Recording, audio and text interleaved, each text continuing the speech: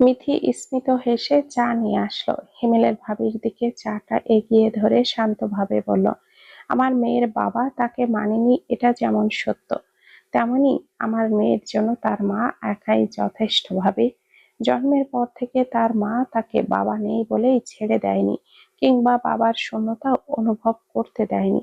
তাহলে বিয়েটা আমি আমার মেয়ের জন্য করেছি। কে বললো আপনাকে? ভাবি। হিমেলের ভাবি ভুরু কোঁচকালেন। মিথির মুখে তখনও অল্প হাসি, যেটা সহ্য হলো না।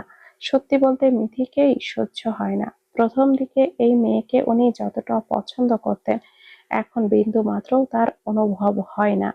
মনে হয় এই তো তার বোনের সুখটুকু নষ্ট করলো। এই মেয়েটাই তো তার বোন। দিন দিন নুয়ে গেল। নিল সবটা। হিমেলের ভাবি মুহূর্তেই শুধালো, তো ওর জন্য তো? কার জন্য মিথি? তুমি তো হিমেলকে ওই চোখে দেখোইনি বলেছিলে। তাহলে? মিথি ফের মৃদু হেসে জবাব দেয়, দেখিনি তো। বিয়েটাও করতে চাইনি আমি, ভাবি। কিন্তু যে পুরুষটা আমায় এত যত্ন উপহার দিয়েছে, এতটা সম্মান, এতটা শ্রদ্ধা দিয়েছে, তাকে অপমান করতেও আমার মনটা মানেনি। হিমেলের ভাবি যেন বিদ্রূপ করে হাসলো। বলল, অপমান করতে মন মানেনি বলেই বিয়ে করে সংসার করছো? হাসাচ্ছ মিথি? না, না তো হাসাচ্ছি না। যার প্রতি আমার শ্রদ্ধা আছে, আস্থা আছে, তার সাথে একটা সংসার তো অনায়াসে কাটানো যায়, তাই না? শুধু শ্রদ্ধা আর আস্থার জোরেই সংসার করছো? মিথি তাকায়, চোখে হাসি রেখেই সোজাসুজি উত্তর করলো, একটা সংসারে শ্রদ্ধা আর বিশ্বাসটাই তো সবচাইতে বেশি জরুরি, ভাবি। হিমেল ফিরল সন্ধ্যার একটু পরেই। এসেই ফ্রেশ হয়ে মিষ্টিকে কোলে তুলল। এসেই সেই করতে করতে দুজনে বসেই সময় কাটালো অনেকটা। মিথি শুধু দেখছিল। অতঃপর হিমেল মিষ্টি কর নিয়ে নিজের ঘরে যাওয়ার পর মিষ্টির খাবারটা গরম করে নিল। খাওয়ানোর জন্য বাটিতে করে নিয়ে পা এগোলো। তারপর হিমেলের ঘরের সামনে গিয়েই বলল, আসবো? হিমেল চাইলো। হিমেল মিষ্টিকে নিয়ে খাটের এক কোণেই বসেছিল।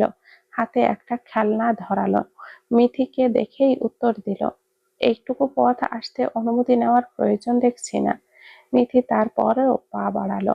খাবারের বাটিটা এক পাশে রেখে দুই হাত বাড়ালো মিষ্টির দিকে। বলল, কোলে আই প্রাণ। মিষ্টি কোলে গেল। মিথি এরপর মিষ্টিকে নিয়ে পা বাড়াতে যেতেই হিমেল গমগমে স্বরে শোনালো, ওকে নিয়ে কোথায় যাচ্ছিস? সন্ধ্যায় খায়নি তো, খাওয়াতে হবে। হিমেল উঠল। মিথিকে আর একটা কথাও না বলে উঠে গিয়ে খাবারের বাটিটা হাতে করে আনলো। অতঃপর আবারও একই জায়গায় বসে গম্ভীর ভাবে বলল, আমি খাইয়ে দিব ওকে, দে। মিথি শুনল। তারপর আবারও মিষ্টিকে বসিয়ে দিল। বলল, আপনি মাত্রই ফিরেছেন ভাই, ক্লান্ত না? তুই আবার আমার কথা কবে থেকে ভাবছিস মিথি?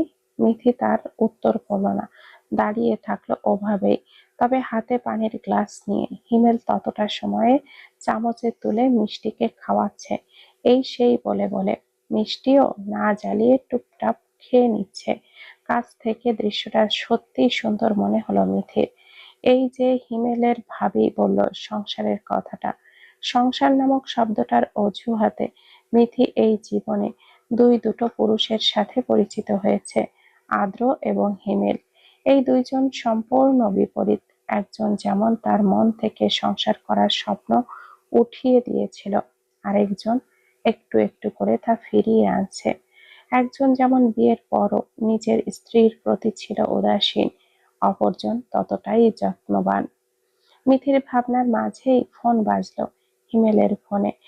হিমেল যেহেতু মিষ্টিকে খাওয়াচ্ছিল তাই নিজে থেকেই বলল, মিথি দেখ তো কে কল করলো। মিথির পা বাড়িয়ে টেবিলের উপরে থাকা ফোনটা নিল। সাবিহার নামটা স্পষ্টই ভেসে উঠেছে। মিথির মুহূর্তেই মনে হলো ওর আবারও একই রকম অনুভূতিটা হচ্ছে, যেমনটা কাল রাতে হয়েছিল যখন হিমেল জানালো সাবিহার জন্মদিনে গিয়েছিল। কেন হচ্ছে? কষ্ট নাকি খারাপ লাগা? মেয়েদের এই এক সমস্যা বোধ হয়, কারোর প্রতি অনুভূতি থাকলে সেই পুরুষটি যখন অন্য কাউকে সময় দেয়, কথা বলে, তা মেনে নেওয়া যায় না। মিথির ক্ষেত্রেও বোধহয় তাই হলো। তবুও সে খারাপ লাগাকে ছাপিয়ে রেখে ফোনটা এগিয়ে ধরে বলল, হিমেল ভাই, সাবিয়া আপু কল দিয়েছে। ও, এদিকে দে। হিমেল কল তুলল। কানে ফোনটা চেপে ধরতেই মিথি পা বাড়াতে নিল। হিমেল এবার নিজেই বলল, তুই কোথায় যাচ্ছিস? আপনারা কথা বলে নিন, আমি বাইরে আছি। হিমেল শুনল মিথি কি ইঙ্গিত করলো। কোনোভাবে এটা ভেবে নিচ্ছে কি যে সে সাবিয়ার প্রতি দুর্বল। হিমেল মুখটা গম্ভীর করে রেখেই চাইল, শক্ত কণ্ঠে বলল, এখানেই দাঁড়া। কণ্ঠটা দৃঢ় ছিল। মিথি আর সে দৃঢ় কণ্ঠের বিনিময়ে সরতে পারল না, দাঁড়িয়ে থাকলো। হিমেল তার টুকটাক কথা শেষ করলো 2 সেকেন্ডেই। তারপর মিষ্টিকে খাওয়ানো শেষ করেই বলল, আমি সাবিয়ার সাথে ফোনে প্রেমালাপ করব না নিশ্চয়, যে তোকে ঘর ছেড়ে বাহিরে দাঁড়াতে হবে মিথি। এটুকু বলেই মিষ্টি মুখ মুখ মুছিয়ে দিল। পানির গ্লাসটা মিষ্টির হাতে দিয়ে পানি খেতে বলল। তারপর পকেটে 2 হাত গুজে বলল, ওকে দেখ, আমি আসছি। মিথি অন্যমনস্ক ছিল। হিমেল পা বাড়িয়ে খাবারের বাটিটা রাখতে যাওয়ায় পরে মিষ্টি গ্লাসে রাখা পানিটা হিমেলের বিছানায় ঢেলে ফেলল। মিথি তা টের পেয়ে হতাশ হয়ে চাইল, বলল, কি করলে এটা তুমি আম্মু? কেন করলে এমনটা? ইস, বসো বসো এখানে। এটুকু বলতে বলতে পানি ফেলার চেষ্টা করছিল, কিন্তু মিষ্টি আবারও নড়ে চড়ে নিতেই ধমকেও বলল, বসতে বলেছি না আমি, চুপ করে। এমন করছো কেন তুমি? বসো একদম চুপ করে। হিমেল ঠিক তখনই এলো। বকা শুনে মিষ্টি ঠোঁট উল্টে নিয়েছে, যেন এক্ষুনি কেঁদে ফেলবে। হিমেল তা দেখেই বলল, ওকে বকা দিলি কেন? কেঁদে দিচ্ছে তো, বকা দিলি কেন? মিথি চাইল বিছানা ভেজা চাদরটা তুলতে তুলতে বলল, আপনার খাটে ও পানি ঢেলে দিয়েছে হিমেল ভাই, সরি। ওর হয়ে আমি সরি হিমেল ভাই, এমনটা করবে বোঝেই ওঠেনি। ওর জন্য তো খুব সাফার করতে হচ্ছে আপনাকে। এই জন্যই তো বলেছিলাম আমাদেরকে আমাদের মতো করে থাকতে দিন। হিমেল পাত্তা দিল না। মিষ্টিকে 2 হাত বাড়িয়ে কোলে তুলে নিয়ে গালে ঠোঁট ছোঁয়ালো। একটা চুমু দিয়ে আদর দিয়ে বলল, মিষ্টি, আসো হিমের কোলে। আম্মু বকেছে? হিম বকবে না, তোমার আম্মু খারাপ। মিথি হাসলো। নিজের ঘরে গিয়ে একটা নতুন বিছানার চাদর নিয়ে এসে মেলতে বলল, ওর আম্মুই ওর সব। আমি আমি কে? ওর হিম। হিমেল ভুরু বাঁকালো, বলল, আর কিছু হতে পারি না?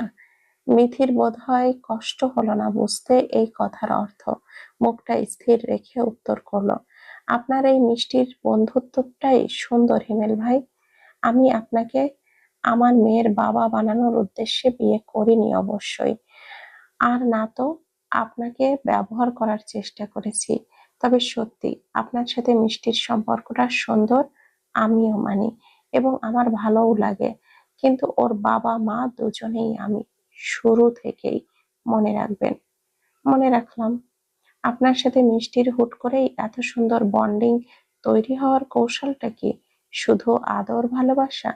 আমিও তো কম দেই না ওকে আদর ভালোবাসা। এর আগে যে এতগুলো দিন মিথির গোপনেই মিষ্টিকে নিয়ে ঘুরেছে, ভালোবেসেছে, তা তো মিথি জানেই না। হিমেল শুনলো, বলল, মিষ্টি নামটা আমি দিয়েছিলাম ওকে, তুই ডাকতে পারিস। কেন? হিমেল পা বাড়ালো, মিষ্টিকে কোলে তুলে রুমের বাইরে যেতে যেতে বলল, যেমন ও তোর সন্তান বলে তুই ওর একমাত্র মালিক, তেমনি আমার দেওয়া নামে ডাকার অধিকারও আমার। এর ঠিক 2 দিন পরই হিমেলের বেশ জ্বর নামলো।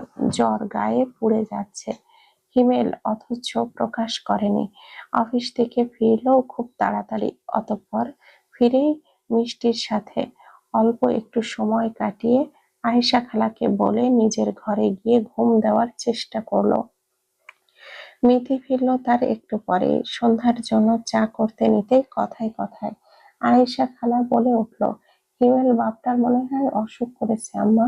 আয়েশাই ঘুম দিল, চোখ মুখও ভালো দেখালো না। মিথি ঘাড় ঘোরালো, জানতে চাইলো, ফিরেছে হিমেল ভাই? হ, আজ আগেই ফিরছে। মিথি শুনল, অতঃপর চুপচাপ চা করলো। তারপর আয়েশা খালা যাওয়ার পর মিষ্টিকে কোলে নিয়ে হিমেলের দরজার সামনে গিয়ে দাঁড়ালো। ঘুমাচ্ছে এখনো? এখন তো রাত 8টা বাজে। গলা ঝেড়ে আওয়াজ করলো, হিমেল ভাই। ভেতর থেকে উত্তর এলো না। মিথি আরো দুবার ডাক দিল, তখনই উত্তর এলো না। তখন নিজেই দরজা ঠেলে পা বাড়ালো, আলো জ্বালালো। তারপর দেখা গেল বিছানায় কম্বল চাপা দিয়ে চোখ বুজে পড়ে আছে হিমেল, একদম বাচ্চাদের মতো। বোধহয় ঘুমাচ্ছে। মিঠি ছোট্ট শ্বাস ফেললো, আবারও ডাক দিল, অথচ হিমেল উত্তর করলো না। উপায় না পেয়ে মিথি যখন হিমেলকে হাত দিয়ে ঠেলে ডাকতে নিল, ঠিক তখনই হাতটা ছুঁয়েই বুঝতে পারলো হিমেলের গা পুড়ে যাচ্ছে জ্বরে। এতটাই জ্বর যে হিমেলের বোধহয় হুঁশে নেই। মিথি ছোট্ট শ্বাস ফেলল, বোধহয় এই কারণেই তাড়াতাড়ি ফেরা। অতঃপর মিষ্টিকে বুঝিয়ে শান্ত বাচ্চাদের মতো করে পাশে বসিয়ে একটা বাটিতে জল এনে জলপট্টি দিল। তার একটু সময় পরেই মনে হলো হিমেলের জ্বর কমলো। উত্তপ্ত মুখ, কপাল, গলা কিছুই শীতল নয়। মিথি স্থির শ্বাস ফেলে তারপর আবারও একইভাবে কম্বল দিয়ে ঢেকে দিয়ে এলো মিষ্টিকে নিয়ে। তারপর অল্প একটু সময় নিয়ে মিষ্টিকেও খাইয়ে ঘুম পাড়ালো। তখন রাত 12টা, বেশি রাত নয়। হিমেলের জ্বর কমেছে কিনা তা দেখতেই এই নিয়ে 2-3 বার হিমেলের ঘরে এসেছে মিথি। খাবার খাওয়ার জন্য ডেকেছিল, অথচ হিমেলের হেলদোল নেই।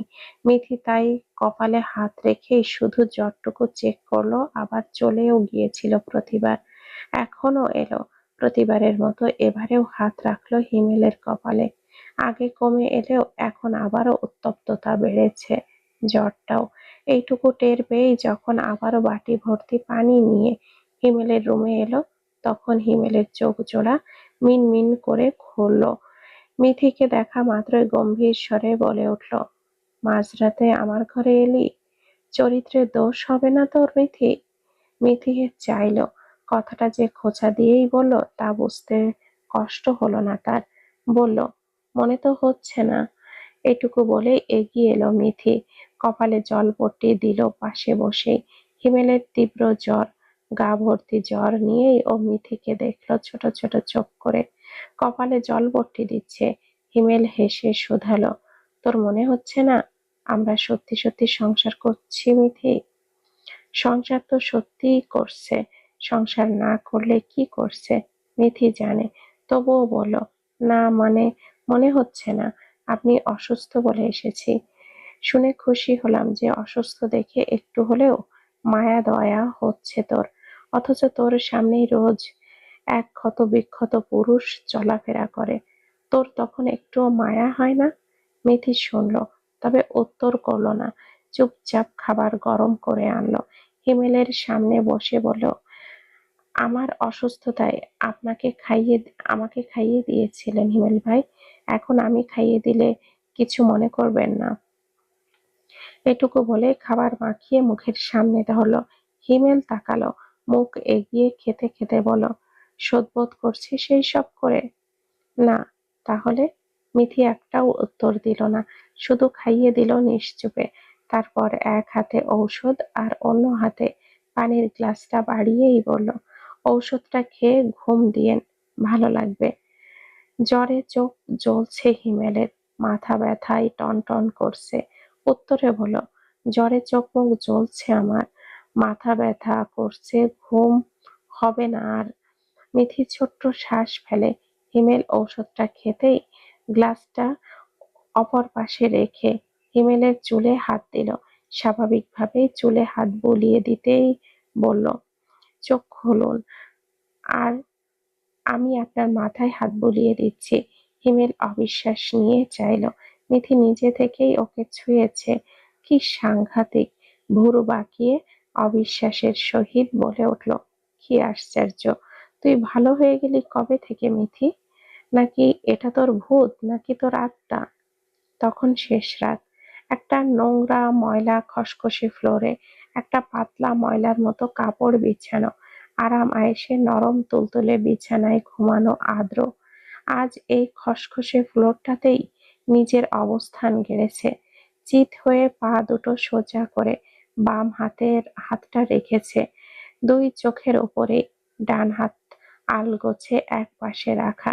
সেই অবস্থাতেই যখন গভীর ঘুমে পাড়ি জমালো আদ্র, ঠিক তখনই স্বপ্নের মতো ভেসে উঠল ছোট ছোট আদুরে দুটো হাত, আদুরের ছোঁয়া, একটা নরম তুলতুলে আদুরে পুতুলের মুখ তার চোখের সামনেই। আদ্র হাত দিয়ে ছুঁয়েও দেখল পুতুলটাকে। গায়ে হাত দিয়ে ফ্যালফ্যাল করে পুতুলটার দিকে তাকাতেই পুতুলটা হাসলো সুন্দর মিষ্টি আধো আধো কণ্ঠস্বরে। আদ্রর চুলগুলো মুঠো করে বলে উঠল, আব্বু। আদ্র মুহূর্তেই হকচকিয়ে উঠল, শরীর ঘামছে তার, গলা শুকিয়ে আসছে কেমন, অথচ পরিবেশটা শীতল, বাইরে বেশ বৃষ্টি হচ্ছে, তবুও আদ্র ঘামছে তীব্র অস্থিরতায়। অস্থির হয়ে ও বিড়বিড় করে আওড়ালো, আবারও আবারও লিটিল বাটারফ্লাই আমার স্বপ্নে এলো মিথি, আবারও আমায় আব্বু বলে ডাকলো, আবারও। মিথি বাটারফ্লাইকে আমায় একবার যদি দেখতে দিতি মিথি, আমি যদি সারা জীবনও চার দেওয়ালে বন্দি থাকতাম, আফসোস হতো না মিথি, একটুও আফসোস হতো না। আমার ছোট্ট বাটারফ্লাইকে যদি একবার চোখ ভরে দেখতাম মিথি, একবার কোলে নিতাম, একবার ওকে জড়িয়ে ধরে একটু কাঁদতাম মিথি, একটু তো মায়া করতে পারতিস এই অধমের প্রতি, একটু তো পারতিস মিথি। এটুকু বলেই আদ্রর গলা জড়িয়ে এলো, বুক ভার হয়ে এলো। ঘন ঘন নিঃশ্বাস ফেলে সে আবারও বলতে লাগলো, মিথি, আমার বাটারফ্লাইকে তুই দেখতে না দিলেও আমার বাটারফ্লাই বারবার আমার স্বপ্নে আসে, বারবার আমায় দেখা দেয়। তুই নিষ্ঠুর, তুই নিষ্ঠুর, কিন্তু আমার বাটারফ্লাই একটুও নিষ্ঠুর নয়, সে ঠিকই তার আব্বুকে দেখা দেয় বুঝলি। আদ্রই বিড়বিড় করছিল। পাশ থেকে কয়েদির জামা পরা চিকন মতো ছেলেটা তখন ঘুম ঘুম চোখে ভুরু কুঁচকে চাইল, বলল, কি ভাই, কি বিড়বিড় করছো এমন? আদ্র চকচকে চোখে তাকায়। এই নিয়ে কত শতবার সে এমন স্বপ্ন দেখেছে, কত শতবার যে বাটারফ্লাইয়ের কথা বলেছে। আজও বলল, আমার বাটারফ্লাই এসেছিল আজও ভাই, আজও আমায় আব্বু বলেছে, আমার পুতুলের মতো বাচ্চাটা। ছেলেটা শুনলো, অপরাধীরও দয়া মায়া থাকতে নেই, তবুও এই ছেলেটার মধ্যে মাঝে মধ্যে তার দয়া মায়া হয়। নিজের ছোট্ট বাচ্চার জন্য কত আহাজারি, কত, অথচ বাচ্চাটাকে দেখেও নি সে একবারও। সান্ত্বনা স্বরূপ বলল, দেখেন ভাই, দেখেননি সে একবারও। সান্ত্বনা স্বরূপ বলল, ইসরে, ওইটুকুন মেয়ের জন্য কত মায়া করো তুমি ভাই, এত মায়া করো। যদি শুরুতে ভুলগুলো না করতা ভাই, তাহলে তো বাচ্চাটা আজ তোমার কাছেই থাকতো, তোমারই হইতো। আসলেই তো, যদি ভুলগুলো না করতো কি হতো, কি এমন হতো? আর কেন আদ্র এমন পাগলামো করলো তখন? কেন সন্তানের মায়া বুঝলো না? কেন মিথিকে এতটা কষ্ট দিল? না দিলে তো আজ তারও একটা সুন্দর সংসার থাকতো, বাচ্চা থাকতো, সুখ থাকতো।